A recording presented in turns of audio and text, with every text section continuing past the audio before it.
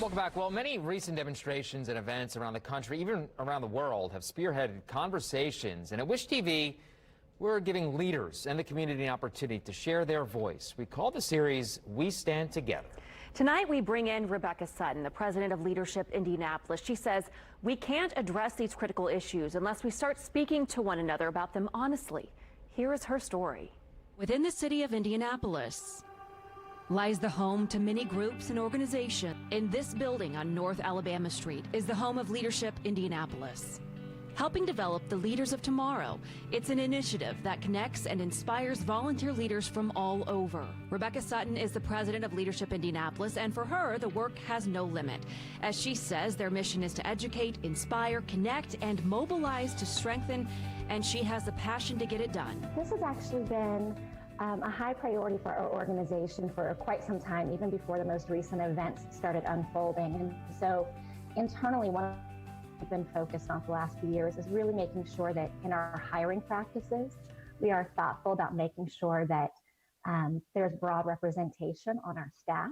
In terms of the most recent events,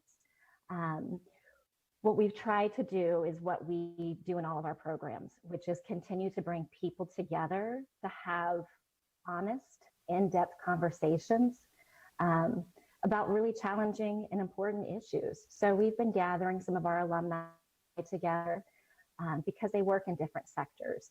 They work in different fields. They have a variety of experiences. So we've been trying to bring them together and facilitate conversations where they can learn from one another, that they can process the events that are unfolding in our city, and also really think about being solution-minded. How do we as community leaders move our city forward? The death of George Floyd. I think it's undeniable that it has elevated the conversation. And again, it has made it impossible to not talk about race and racism, particularly in regard to systems. And you know, for us, again, we think a lot about making sure that there is diversity in decision-making roles in our community. And you see there's a much greater push for that in our city, in our state, in our country, and around the world as a direct result of these events that we're seeing, which are undeniable evidence of systemic racism and the impact that it has on our entire community. I think it's very sad and appalling that it's taken us to now to have these conversations and to try to push for this kind of change. I think the spark that the incident with George Floyd's murder, I think that it's not only about that one incident, it is about the accumulation of those kinds of things that we've been seeing. And it's really not up for debate what happened. Because of the time that we're living in, there's video evidence. Ahmaud Arbery, there's video evidence. And so it's not really a conversation about whether or not this happened. We're watching it happen. And so I think there's an accumulation of agitation that nothing is being done, even though we're watching these events happen over and over and over again. So, and the murder of George Floyd was just so egregious that I think it was just the thing that put everyone over the top to say, if this doesn't cause us to do something, what does? Like, how much more of an egregious event do we all have to witness before we say enough is enough?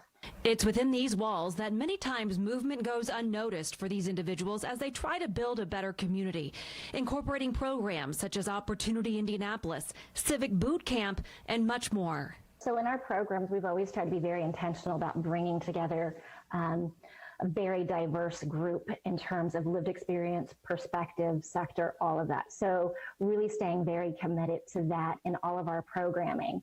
Addressing systemic racism. In terms of this year, some of the programming that we're doing, we're actually in the process right now of putting together, we're going to do a podcast club in which we're going to be listening to the Seeing Light podcast and inviting folks to have conversations about, and again, really learning about the history of events to how we got to where we are, and then really thinking about what is the role that each of us play in terms of dismantling those systems and really committing to leading everybody in our community, not just the folks that have traditionally had leadership roles. It's about an openness and willingness to share and learn.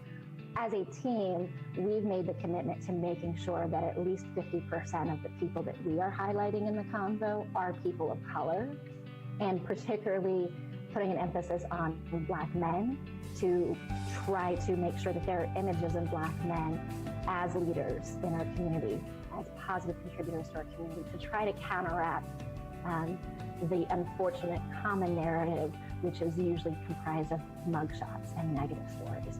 So we think it's really, really important that as Leadership Indianapolis, as the leadership organization that carries our city's name, that we make sure that it is clear that leadership in the city looks like a lot of different people and comes from a lot of different neighborhoods and is executed in a lot of different ways. And Sutton says the heart of what they do is the belief that community leadership is at its best and at its strongest when it is multicultural, bi-generational, and collaborative. Remember, you can also listen to our We Stand Together podcast at any time. And tonight's episode and others are found at allindianapodcastnetwork.com.